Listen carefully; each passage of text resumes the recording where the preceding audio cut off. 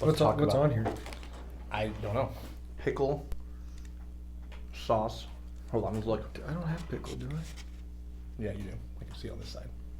Oh, good. I want a pickle. Let me see if I can look at the sauce. It looks ridiculous. And it got here early, which is really good. Yeah. Okay.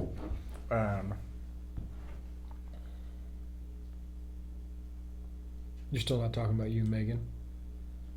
Okay. Right, yeah. Angus ground chuck, grilled onions, pickles, mash sauce, and Martin's potato roll. I'm kind of ridiculous. This is a little stupid now that I know that every time I look at a bun, I know exactly what it is. That might be a signal that like it's time to really change some habits. Angus ground chuck, grilled onions, pickle. Okay. Do you want to do the burger first and then dive into Pinehurst? It's up to you. Whatever you think is the best sequence. Is your phone on silent? Yeah, it's always on silent. That's why half the time people call, I don't answer. Okay. Okay, I'm ready. All right, go ahead. Oh, we're okay. You're gonna cut it down. Sorry. All right, burger review. A post Pinehurst burger review. This is Bobby Kerr. Hi, guys. Aaron Potter here. We've got a special delivery burger today. Smash-N-Nash.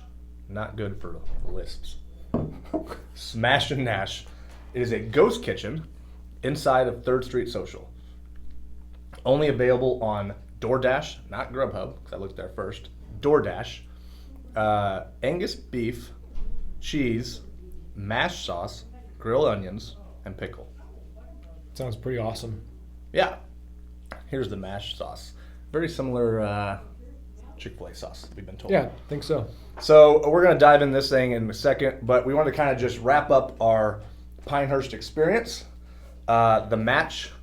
Yeah. What are your initial thoughts? Like, what do you take away from that whole trip? The trip? Because actually, we haven't even talked about the trip. Yeah. Just, the match. Yeah, as far as, we'll get to the most important piece, which was doing everything for charity and raising a ton of money. Thanks to a lot of generous people within our community. But as far as the trip goes, I mean, it was awesome to play in one of the most famous golf courses in the history of the world. Mm-hmm. What wasn't awesome was that we were there and it was 32 degrees and raining the entire time. Yeah, I think the high, before you guys left, which is actually a funny element of this whole story, but the 3 rounds, 3.5 rounds basically we played. I think the high was 39. Yeah, I think during the day we played number 2. It got up to like 39. 38, 39, and then by the end of the round, it had poured down rain and dropped down really to cold 32. Yeah. Yeah, I think so. People that don't know obviously about the trip, we went out there, played Tobacco Road on Friday. Yeah, Friday. Yeah. Pinehurst number 2 on Saturday. Pinehurst number 4. I skipped the Cradle. Cradle on Saturday, pouring down rain the entire time. Really was not enjoyable, to be honest. Couldn't putt through puddles. Right. Then we did Pinehurst number 2, which was the match on Sunday. Pinehurst number 4, which is kind of the cult favorite, if you will, course down there, redone a few years ago on Monday. You guys were supposed to fly out. Yeah, I flew to Phoenix for... Flights get all canceled Monday night because of the ice storm everywhere in the Midwest. In Tennessee, I was driving back, was told by my beautiful wife to just stand put. So I went and played Mid Pines, another course out there, on Tuesday. And the funny part about that story was that day it was 57 and sunny. So I got to experience finally a nice day. North Carolina golf. Yeah. And Mid Pines is, for golfers out there, might be my favorite course I've ever played. And I played well, which helped. Yeah. All the courses were great, even in terrible conditions. They obviously have done golf the right way out there. Yeah, and like we got some really cool stuff that I think we'll probably release at some point, like photos. But like me and Bobby one day got just really lucky. Before we went out to the Cradle, I think it was Saturday, or we were either had lunch or something. We ran into the right person at the right time who took us on a tour, private tour, just us two, of like the champions locker room, the members locker room, the whole thing. Yeah. Underneath the tunnels that the pros would walk out on. It was kind of crazy. The stories, the locker room. And it just happened out of a whim. So Yeah.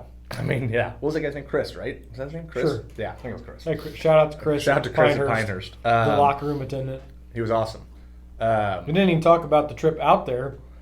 We ran into, for frame of reference, everyone's going to remember that this was the week that the entire Midwest got blasted by that Arctic front, right? So Texas. Right around Valentine's Day. Yeah. So we know how Texas worked out. Not very well for them with everything freezing. But obviously here in the Midwest and Kansas City, everyone was being told to ration their heat, their furnace, and keep it turned down. I forgot about that. We were gone Yeah. during that trip in North Carolina, so our 32 sounds like we're complaining, but everyone here was going through -10. Mm-hmm. So a little frame of reference for everybody on the timeline. Yeah, as much as we were complaining. All right, let's dive into these burgers, then we'll dive into the actual match. All right. You know the rules. You've done this before. Yep. This thing looks, It's awesome. it looks glorious. We got a double because, of course. It's girthy. It is girthy. That is a perfect word. All right, you ready? Uh-huh.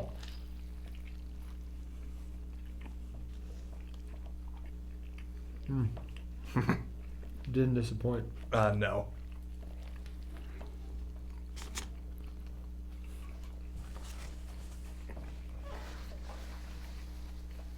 That's incredible. That sauce.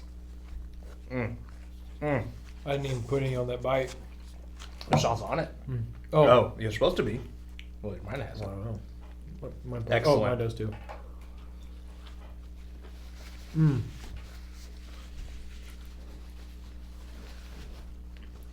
Wow.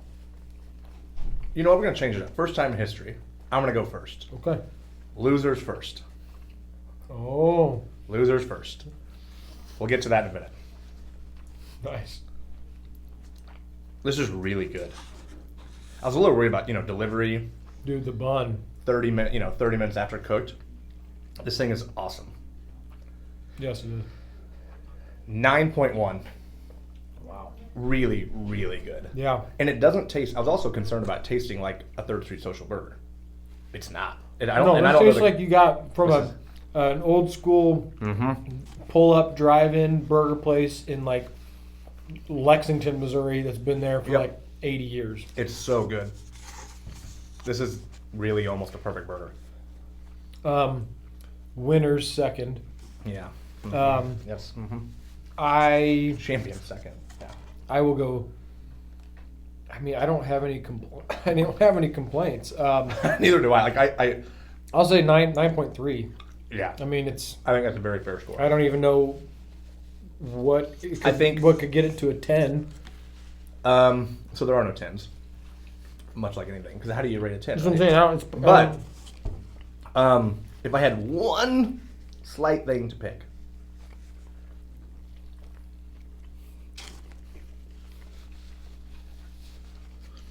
I mean, this is really, like I said, being nitpicky. Very, is that the meat could have a hair more flavor. But I mean, we're talking, like, I'm nitpicking here. From like a 9.1 to a 9.9. Great burger. Well done. Well done. Smash-N-Nash. Facebook page is how I ordered. Just the link on the Facebook page took me to Grubhub app. You can obviously just get it in Grubhub and do it that way. Done in the Ghost Kitchen. Ghost Kitchen. Maybe explain what that means for some people that... Well, so it's actually very similar. I did a burger review at Sauced a couple months back. Very similar concept. It's a pop-up kitchen, ghost kitchen. So it's not really a place you can go and order food. It's just inside of Third Street Social. And they deliver the food to you. And that concept is that it's a pop-up and it may be here for years. It may be here for weeks. It may be here for months. So I'd encourage you to go try it. Support local. It's good. Can you get it while you're sitting in the restaurant? Not from what I understand. You have to order it? The only way to get it is to order it on Grubhub. There's pick not it even up a phone number to call. I was trying to get this really organized because Bobby likes organization, we know. I was trying to get this really organized beforehand, but it was me ordering this an hour and a half ago. So on Grubhub. So yes, Very cool. Bobby won the match. We can finally all release the details. Obviously by now, probably some of you have seen the video that were put out. We joke about our group that I blame my caddy. We did a Titleist. The reason we went out there, we got this, shout out to Derek. He gets all these emails from Titleist. And they gave us a Titleist golf package. And it was a great price for lodging, breakfast, dinner, on the campus, quote unquote, the Pinehurst area. A club fitting, a $200 gift card, which Titleist gift card to use on only Titleist products. That's how he got this hat. So I can leave it at that. Yeah. And obviously our golf rounds. The only ones that were outside of that was Tobacco Road that I just wanted to play. Mm-hmm. So it's a great deal. And we had a club fitting the morning of, which I scheduled. I will take full responsibility for my loss. I scheduled a club fitting before we played number 2. Well, your boy here doesn't hit driver very often. But old guy there said, let's get the driver out. Let's get Titleist guy. Titleist guy. He was a super nice guy. And he was really good. He knew his stuff.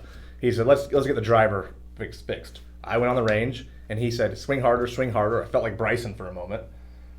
And here we are. I'm swinging harder. You were smoking it. I was. Carrying it 260, 270. Newfound cold confidence. Weather. Went out, and I actually hit. So I used driver the whole time Pinehurst number 2, partly because my caddy I hit the worst thing that happened, the very first shot I hit was laced probably in that cold weather, 250, 260 down the middle. And then from then on, my caddy just kept hitting me driver. So I kept hitting it because I have zero discipline on a golf course sometimes. Ended up in the random, you'll see in the video, obviously, but the pine straw mixed with sand and like almost like gravel, these random plants in there. Murderous squirrels that were on the video, on the film. And so anyway, long story short, I just, if I would have hit 3-wood, and Bobby's even attested to this, I might have won. I also didn't make any putts. I had no confidence in my putter after like the 9th or 10th hole. The 10th hole, the 9th hole I made a bogey putt. Then from 10 on, I couldn't make anything. It started raining. The green's pretty inconsistent. But I watched that video real quick. We're going to get to you. I forgot how good your short game was that day. Multiple times, pitching, putting to 2-3 feet gimmies. And I'm like, so it was forcing me to make 7-10 footers, which is kind of my game, but I didn't make them. I got off to a good start. And that's really, I actually knew. I'm glad that, shout out to Jay Hoon who did the film. Yeah. Big shout out. We'll get to him in a second. But I actually, I said something in the beginning. I said, I think Bobby has no chance today. Because I hit the ball so well out of the gate. And I think I was 1 over through 5. I think. 1 over through 4. Yeah. I mean, I think. And then I just couldn't keep it going. Well, in the video, we'll tell this. What I liked, the stuff that Jay Hoon, our videographer and editor, picked up was 2 conversations, one with me privately on the course and one with Aaron. And Jay Hoon, or I say to Jay Hoon, I think at one point, here's the deal with Aaron. He's going to come out hot, which you did. Yep. And again, like 1 over through 7 holes. Yeah, I think I was 1 over through 4 or 5. I don't know. But I've played so much golf with him. I know how this goes. And he comes out so hot that his confidence level is sky high, and it starts to mess with you, and you might come back down to earth here. Yeah, I usually do. Yeah. To reality within the last, 5-6 holes. And adversely, you said to Jay Hoon about me that Bobby, and I didn't really, in the film, I was talking and going, so I'm really going to clear this up. I was talking and going, so it's kind of, it's hard to get what I was trying to say. But what I was trying to say is Bobby will play really quick sometimes, almost too quick, and he starts letting things get to him. And it will never like explode to where he just loses his mind throughout 18 holes. And that never happens. But I've seen it in Iowa, and that was the best example, was for about 4 or 5 holes, couldn't get his head on straight, hitting bad shots. And they're not even bad shots, it's just all of a sudden you look up and he's got like 4 bogeys in a row. But I also know that I have a limited time stamp on that to take advantage. And that's what I was getting at, was I said, yeah, Bobby's in trouble. I probably should have been, and I think you know this, 3 up through 5. Oh, at least. Yeah, like it should have maybe been over quick. And I knew it, and there's part of that too that was probably behind the scenes that we'll release someday, that was me saying, like on the 6th or 7th hole, I was like, this is not good. Like, because I knew you were going to rebound. Because you had a hole where I felt like you didn't really, but it looked like you hit 8 shots from the sand going up to the green. Like, I know exactly the hole you're talking about. He took out a whole plant. That's like exactly it the went whole- right, like it, and all of a sudden I think he ended up with a double bogey, and I made par, and I was like, okay, and that got me. We were 1 up square, then back to 1 up, and I was like, you know what though, I'm only 1 up, and I should be 3 up, and I knew right then. I'm a realistic person. I always pride myself on that. I knew right then I was in trouble. I couldn't let it show, but that was the gist of the match, and then I got some momentum on 16. What's funny is I won the hole that he hit the ball in the water, and it skipped 4 times. My reaction was probably not the most professional reaction, but I did win that hole, and I had all the momentum. All I had to do on 17 was a par 3, was probably put the ball on the green, and maybe the things change and we go to 18 tied. I hit the worst shot I hit all day on 17T. Damn near a shake. And I hit one of the best shots Yeah. I hit all day. He hit this 5-iron from like 200 out in the rain to 30 feet Yeah. on the green, 2 putts. Pin high. Funny enough, I had that shot out of the sand, gravel, that sandish area. It was a great shot. Hit it a little thin, but it hit the pin. Oh my gosh, that's right. And instead of just dropping it, ricocheted like 12, 13 feet away, 15 feet. But I knew I had to make it. I didn't make the putt. And that was it on 17. So it was actually, looking back on it, I was actually glad in some ways. Like, I got to enjoy 18 a lot more because it was over. Like, I didn't think about that in the moment, but like, Yeah, we both totally let down our guard yeah. on 18. 'Cause you had like a triple bogey. Yeah, You were I did saying ter- the whole I time, was- got at a that bogey. point, I ended though- up with a bogey, but I was so Yeah. like mentally exhausted, which Yes. is the beauty of golf. Like these guys compete professionally, so at a ridiculously high level that they can do it for 4 days in a row. I know. On the highest of stages, right? because that was the closest thing since high school that I've got in playing like a match that Right. meant something. I played in tournaments and stuff like that, but not like, it was just different. It was really cool. My college roommate was able to do the filming. He has a huge background in film and production, photography. He's no hack. He's a true professional, and so it was really cool to have him there too. Because I don't get to see him very often. We don't get to catch up a lot. But yeah, the match was really fun though. I just wish I would have played better, but it also happens. And what's funny is we've talked about, we'd like to go back to Pinehurst and do it, not necessarily a match again, but just play it in normal 75-degree conditions, because the course was probably in some ways harder. It played a lot longer that day, but the greens were really soft. Yeah. Honestly, the whole trip, It was awesome. like you and me, we had a suite Yes. upgraded to a I did upgrade to that suite, yes. And the conversations and the videos that we have of each other, talking smack or whatever, playing poker with. We didn't have poker chips in the room, so we played with Trail mix. trail mix. Think of something. I mean, it was a great trip. That's what friendship is about. 100%. It's about just totally letting your guard down and having a good time with friends. Yeah, it was really fun. I think what's funny is we got to a point where I got a bourbon glass the very first night. I ordered bourbon at this restaurant, which is a really good story too. Bobby was really, really concerned about the lighting in this restaurant, which he rightfully so. Rightfully so. It was terrible. It was like this nice restaurant, and we got there late at night, and They had lighting- fluorescent bulbs. They did have them. Yes. It was like I was in an operating room at a It fine was really dining odd. establishment. I'll release that video in the comments of this, of the pouring of the fudge. Okay, you should I do have that that. And some other videos of us Yeah, in the we will. room I and will. stuff. Yeah. But I got a Pinehurst glass of bourbon. It came with a glass. Well, from then on, the goal of the trip was get as many glasses as we could. Because every time you ordered that particular Yes. Woodford Reserve Pinehurst edition, Uh-huh. they gave you an etched Pinehurst whiskey glass. It said Woodford Reserve Yep. Pinehurst, Yeah. batch. So every time you ordered it, we got a new glass.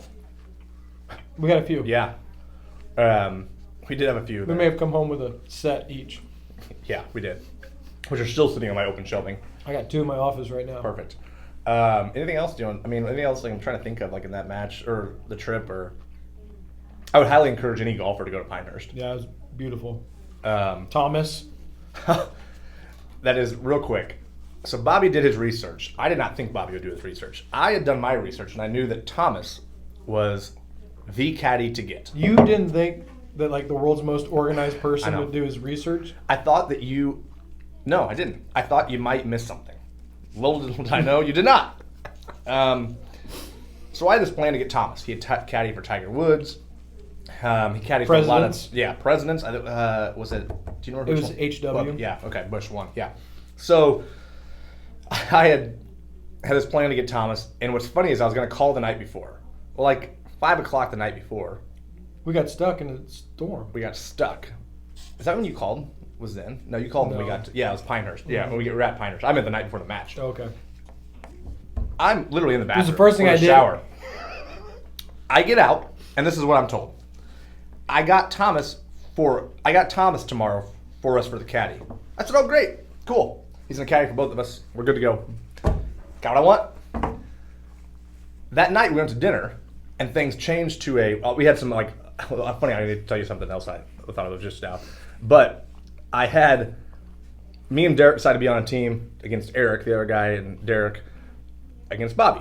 So it was me and Derek. Well, somehow then that team competition, which is much to my chagrin, overcame the importance of the match. And Eric and Bobby ended up with the best caddy. Thomas. Shockingly, they also shot the best 2 scores that day. I was like, okay, I have a backup plan. I, of course, had a backup plan. I would get Logan. Right. He seems to be just an amazing green reader. And I thought, man, if I can get him, and that's what I need. Like, somebody just tells me to putt it, I'll putt it. Logan's off. Day off. Great. So, ended up with Will. Great guy. He'd only been there a couple of years. And he was a good caddy. It's just the difference, though. Well, Thomas has been there almost 20 years. Yeah. He runs the caddy program. And this is not an exaggeration. He was telling Bobby and Eric, putt it here, and if they hit that spot, it went in. It's crazy. I would look at the putts, and I'd say, okay, I'm going to read this by myself. I see it breaking, this way. And Thomas would literally say, well, you can do that if you want, but it's going to do the opposite. Uh-huh.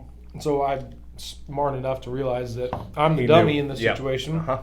So I followed his instructions, and he was right every time. Never misread a putt. And then what's funny, the next day on number 4, I had I'm going blank on his name now.